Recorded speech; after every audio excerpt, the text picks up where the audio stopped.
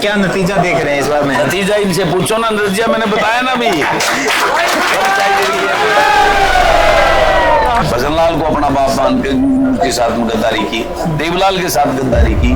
पिछले दिनों सबने देखा है भूपेंद्र सिंह हुड्डा जो आज जिसकी गुणगान कर रहे हैं, उनके सामने गद्दारी करके ऐलान किया था कि मैं तो कांग्रेस में रहूंगा, आपके साथ नहीं रहूंगा। मुकाबला कहीं नहीं है। ये जितने जो हैं ये सारे सिमट जाने। अब की बार मेरे महमल के इस मेरे परिवार से कुछ ने लक्ष्य लिया है 1 लाख पार का। सर्वे कराने की बात अगर सबसे नेसेसिटी है, वो चीज है बेरोजगारी और यूथ कितना अनएम्प्लॉयमेंट। पूर्व के हमारे जो खेल मंत्री थे, ऐसे दुष्ट लोग जो हमारी बहनों और कोचों के साथ में इस प्रकार का गलत भावना रखकर उनका शोषण करने का काम करते हैं, उनके खिलाफ ऐसी बहन खड़ा उन बहनों को बचाने के लिए, उनका भविष्य के लिए चिंता करें। 9 अगस्त को मैंने जब विनेश के साथ वो घटना घटी तो मैंने 9 अगस्त को प्रेस कॉन्फ्रेंस करके इस बात की अनाउंस की थी और मैंने विनेश को बोला था कि मैं एक भाई की तरह अपनी इस बहन का, देश की बेटी का साथ दूंगा। 5 साल विधायक रहने के बाद जनता का प्यार घटा है बढ़ा है, क्या दिखने लग रहा है मैम? ये बेहतर बताएंगे। मैं तो हर कोई अपने मुंह से तो अपनी बड़ाई करेगा। हरियाणा की चुनावी यात्रा पे हैं और हरियाणा में जब हॉट सीटों का जिक्र आवा है तो सबसे पहला नंबर महम का रहा है। और महम का इतिहास जो है वो आपने पता होगा, महम कांड भी याद आता होगा, महम चबूतरा भी इसमें फेमस है। और महम की राजनीति हमेशा बाकी हरियाणा से 5 डिग्री टेम्परेचर फालतू गर्मा गर्मी रहा है। फिलहाल विधायक बलराज कुंडू जी हमारे साथ हैं। जनसेवक पार्टी इन्होंने अपनी बना रखी है, 5 साल विधायक के रहे, इस बार फिर नामांकन जो है वो भर दिया है। और चुनाव मैदान में जिस तरीके की तैयारियां हैं, महम की राजनीति जो है उस पर सारी चर्चा जो है हम करने वाले हैं। विधायक जी नमस्कार, राम राम। नमस्कार, राम राम। पहला सवाल तो यही है विधायक जी, 5 साल विधायक रहने के बाद जनता का प्यार घटा है बढ़ा है, क्या दिखने लग रहा है महम में? देखिए, ये तो आपने जो मेरे प्रोग्राम चल रहे हैं और ये चारों तरफ जो मेरे यहाँ के परिवार बैठा है महम का, ये बेहतर बताएंगे। मैं तो हर कोई अपने मुंह से तो अपनी बड़ाई करेगा। ये इनसे पूछो, ये बताएंगे। आज 5 साल इंडिपेंडेंट विधायक, वो भी विपक्ष का विधायक होते हुए भी आज जिस प्रकार का लाड प्यार, आप अभी आए हो तो देख के आए हो, और नहीं तो मेरे बाद देख के जाना। और भी मेरे बाजू में और भी कार्यालय खुले हुए हैं, उनकी रौनक में, हरियाणा जनसेवक परिवार के इस पार्टी के कार्यालय की रौनक में आपको जमीन आसमान का फर्क देखने को मिलेगा। आपने पार्टी बनाई हजपा हरियाणा जनसेवक पार्टी, तो पार्टी में आपने पत्नी का चुनाव लड़ने का फैसला लिया था, लेकिन विनेश का समर्थन जो कल हमने आपकी वीडियो देखी, आपने प्रेस कॉन्फ्रेंस करके फैसला लिया, तो ये फैसला देखिए, ये फैसला आज का नहीं है। 9 अगस्त को मैंने जब विनेश के साथ वो घटना घटी तो मैंने 9 अगस्त को प्रेस कॉन्फ्रेंस करके इस बात की अनाउंस की थी और मैंने विनेश को बोला था कि मैं एक भाई की तरह अपनी इस बहन का, देश की बेटी का साथ दूंगा। और मैंने उस टाइम राज्यसभा का भी प्रपोजल दिया था, लेकिन यहाँ की जिस प्रकार की राजनीति आप समझते हो, मैंने तो राज्यसभा में जाती तो सबसे पहला समर्थन देने का ऐलान किया, उसके बाद उसको किया था अगर वो विधानसभा में आती है तो पुरजोर तरीके से अपनी उस बहन के साथ खड़ा हूँ, हर तरीके से उसकी मदद करके उसको विधानसभा में ले जाकर मैं सरकार से अपना समर्थन होगा कि वो स्पोर्ट्स मिनिस्टर बनकर इस प्रकार की जो अन्य बहनों से के साथ अन्याय ना हो। और जिस प्रकार का पूर्व के हमारे जो खेल मंत्री थे, ऐसे दुष्ट लोग जो हमारी बहनों और कोचों के साथ में इस प्रकार का गलत भावना रखकर उनका शोषण करने का काम करते हैं, उनके खिलाफ ऐसी बहन खड़ा उन बहनों को बचाने के लिए, उनका भविष्य के लिए चिंता करें। तो क्या बलराज कुंडू बीच में समय निकाल के प्रचार के लिए भी जाएंगे वहाँ पे? बिल्कुल, अपनी पूरी टीम में बीच में हो सके, संभव हो सके तो उसके लिए, लेकिन अपनी टीम हमारे तो महम और जुलाना में जो ना इतनी रिश्तेदारियां हैं, वो सब को ऑलरेडी मैं मैसेज दे चुका हूँ और मुझे भी समय लगेगा। अगर विनेश मुझे कहेगी कि भाई आपको आना, तो मैं निश्चित रूप से जाकर उसको करूँगा। महम पे वापस आए हैं विधायक जी, 5 साल में कितना बदलाव महम में आप कर पाए? जो आपने सपना देखा था पिछली बार, जनता तो वादे करे थे, तो कौन कौन से काम लेके जनता के? देखिए, मैं एक विपक्ष का विधायक रहा, सपने और सोच तो मेरी बहुत ज्यादा है। पिछली बार की तो जुमलेबाज सरकार थी, मैंने आपने देखा विधानसभा में मेरे महम के हर मुद्दे को पुरजोर तरीके से पूरी ईमानदारी के साथ उठाया और उसको जो है ना, सरकार को उनमें से 30-35% चीजों को बनवाने के लिए मजबूर किया बार बार उस विधानसभा उठाने के, लेकिन बहुत सारी चीजें ऐसी जो करनी है, जो पिछली बार नहीं हो तो इस टर्नओवर में उसको करने का काम करेंगे। तो क्या लगता है कौन कौन से काम जो हैं इस बार मुख्य आप उनको तवज्जो देंगे, प्रायोरिटी पे रहेंगे मुहिम के लिए? सबसे बड़ी चीज तो आज बेरोजगारी सबसे बड़ा इशू है। आज युवाओं के लिए जो ना प्लानिंग करने का, आज प्रदेश के अंदर लगभग 35 लाख यूथ बेरोजगार है, और हरियाणा सरकार की जो गवर्नमेंट जॉब है, जिनके लिए ये आज के नेता बड़े बड़े कटोरे खोलकर जो बहकाने का काम कर रहे हैं, मात्र 2 लाख जॉब है जो सरकारी लगी। 35 लाख यूथ बेरोजगार है मेरे प्रदेश का, और 2 लाख सरकारी नौकरियां हैं। बाकी के यूथ को किस प्रकार से ट्रैक पे लाया जाए, इसमें आज जो है ना, जिस प्रकार की राजनीति देश और प्रदेश में हो रही है, वो हमारे को जातिवाद के नाम पर उड़ जाके खड़ा कर दिया। आज सर्वे की बात हो रही थी, जाति के सर्वे की बात होती है।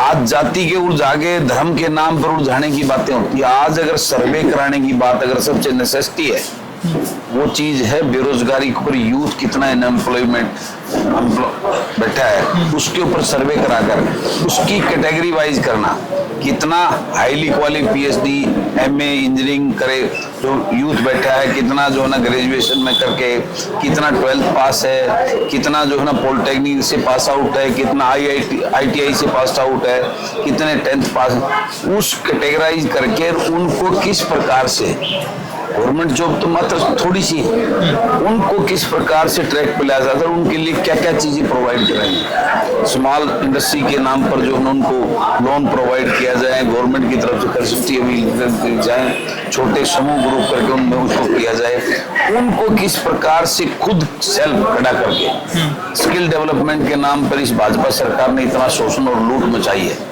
वास्तव में स्किल डेवलपमेंट ये एक बड़ा चार्ट बनाकर उसको धरातल में उतारकर यूथ को जो है ना उसको पर चलाने के लिए अवेयर करना होगा। ये बहुत बड़ी चीज है।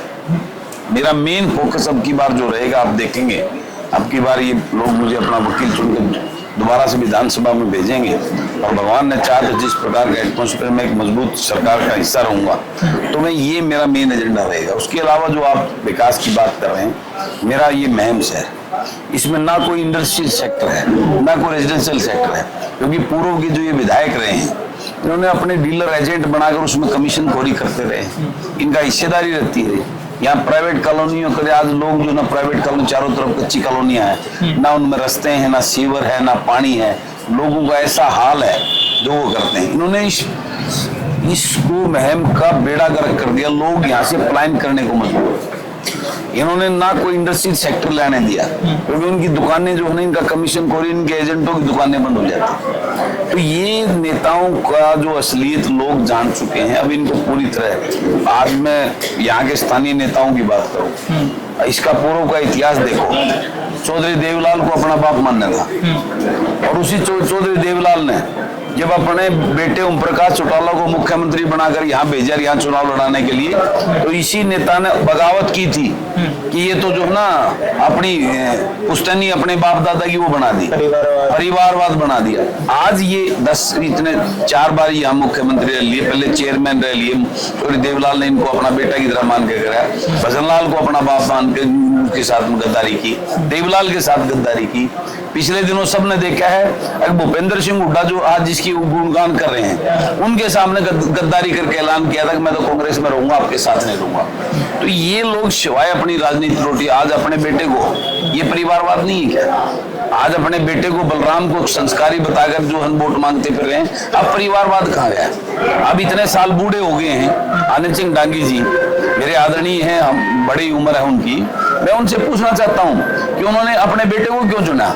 क्या इस पूरी मुहिम 24 में कोई ऐसा लाल किसी गांव ने, किसी मां ने नहीं जान जो पढ़ा लिखा ऊर्जावान हो, जिसको वो आशीर्वाद देते कि मेरी इतनी साल में धन्यवाद करता हूँ मुहिम की जनता का, अब इसको जो मैं आशीर्वाद देता हूँ और इसको हम विधायक बनाएंगे। सिवाय उसके बेटे कुछ नजर नहीं आता उसको। महम की जनता की बात आए तो ये लोग ये भी कहते हैं कि बीजेपी का जो कैंडिडेट है और आपके बारे में भी कि आप लोग भी बाहर से ही हैं, तो इस बार महम की जनता की ऐसा है, बाहर का नहीं, मैं यहाँ पे दिलों में जगह बनाई है। ये बाहर की बात कहाँ उठाते हैं, उठ रही है तो बात, मैंने दिलों में जगह बनाई है। यहाँ के लोगों का, बुजुर्गों का भाई बेटा और भाई बनकर उनके, मैंने वोट नहीं बनाई है। कौन कहता है बाहर का हूँ? ये मेरा ऑफिस है, ऊपर मेरा रेजिडेंस है, यहाँ की मेरी वोट है, यही मेरी, मैं मलके में जमीन है। कौन कहता है बाहर? क्या होता रहने की, रेजिडेंस देने के लिए? ये इस प्रकार की वाहियात बातें फैलाकर ये जो प्रचार कर रहे हैं, इसको जनता नकार चुकी। इन बातों में कोई ध्यान नहीं दे रहा। ये तो पिछली बार का एजेंडा था। तो विधायक बन के मैं परमानेंट स्थायी वो मेंबर हो चुका हूँ यहाँ का। इस प्रकार की बातें करके लोगों को नहीं बदला सकते। आपने अगली सरकार का जो अंदाजा लगाया है, आपने पहले भी एक बयान दिया कि हुड्डा साहब के साथ समर्थन रहेगा, तो कांग्रेस के जो कैंडिडेट हैं वो लगातार ये कह रहे हैं कि भाई जब कांग्रेस की सरकार आनी है तो मैम कांग्रेस का ही कैंडिडेट चुनेगी, निर्दलीय न चुन के। सर देखिए वो क्या कह रहे हैं, मुझे उस बात की परवाह नहीं है। मैं तो अपने लोगों की भावना हूँ। मेरे लोगों की भावना ये है कि जिसकी सरकार बनती नजर आएगी, ये मुझे वहां, और ये जहां भी मुझे धकेलेंगे मैं इनके कहने से वहीं जाऊंगा। मेरा उद्देश्य, मेरा परिवार मेरी ताकत है, वही मेरा जनरेटर है, वही मेरी पावर है। वो जिस प्रकार के दिशा निर्देश और मुझे आदेश देंगी, जहां मुझे लेके जाएंगी वहां मैं जाऊंगा। ये इसमें कोई दो राय नहीं। आज जो है ना लोगों की जन भावना वो जो है ना हुड्डा साहब के प्रति है, तो ये वहां ले जाएंगे तो मैं वहां उनका समर्थन करूंगा। ये भी निश्चित तौर पे कहता हूं कि सरकार कांग्रेस की बनेगी तो महम के विधायक इनके अपने विधायक के समर्थन के बगैर नहीं बनेगी, उसके समर्थन से ही सरकार बनेगी। और हम आने वाली सरकार के अंदर मजबूती से अहम हिस्सा बनेंगे और इस प्रदेश में अपने हल्के का विकास कराने का काम करेंगे। इस बार मुकाबला चौतरफा हो गया है। पहले आमने सामने की टक्कर या तिकोणीय मुकाबला तो होया करता है। शमशेर खरकड़ा जी हैं, उन्होंने अपनी धर्मपत्नी निर्दलीय उठा दी है, तो क्या लगा है इस चौतरफे मुकाबले में फायदा है या का चौतरफा मुकाबले की बात कर रहे हो आप? मुकाबला कहीं नहीं है। ये जितने जो हैं ये सारे सिमट जाने। अब की बार मेरे महम हल्के इस मेरे परिवार से पूछने लक्ष्य लिया है 1 लाख पार का।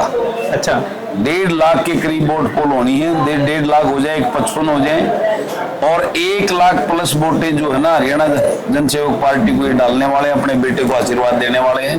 बाकी ये 50-55 हजार में सारे सिमट के रह जाएंगे। इस चौतरफा माहौल की बात, मुकाबले की बात करते हो, यहाँ कोई मुकाबला नहीं है। 1 साइडेड मामला है। ये लोगों से पूछो, आप ये बताएंगे इसका मामला। अच्छा, और आप उन सबके दफ्तर में जाके देखना, आप फिर आपकी खुद की जो है ना वो बता देंगे कि क्या माहौल है, किसका मुकाबला है। अच्छा, बलराज कुंडू को लेके विवाद भी छिड़ते रहे हैं, कभी किसी बयान पे, ऐसा है, कोई विवाद नहीं। मैं जो बोलता हूँ सच बोलता हूँ, बेबाकी से बोलता हूँ। उस बात को किसी को तकलीफ होती है और उसको विवाद मानता है तो मेरी प्रॉब्लम नहीं, अगले की प्रॉब्लम है। तो क्या नतीजा देख रहे हैं इस बार में? नतीजा इनसे पूछो ना, नतीजा मैंने बताया ना अभी। तो हमारे साथ मैम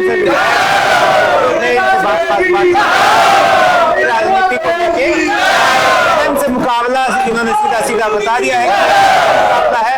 बाकी दूसरे तीसरे की लड़ाई में वो कितना रहेंगे उन्हें देखना है। द हरियाणा स्टोरी आप देखने लग रहे थे मैम से। अगर आप ये वीडियो देख रहे हैं तो कमेंट बॉक्स में अपनी राय जरूर दें, वीडियो शेयर करना ना भूलें, चैनल सब्सक्राइब करें। कैमरे के पीछे कमल अत्री, राम राम।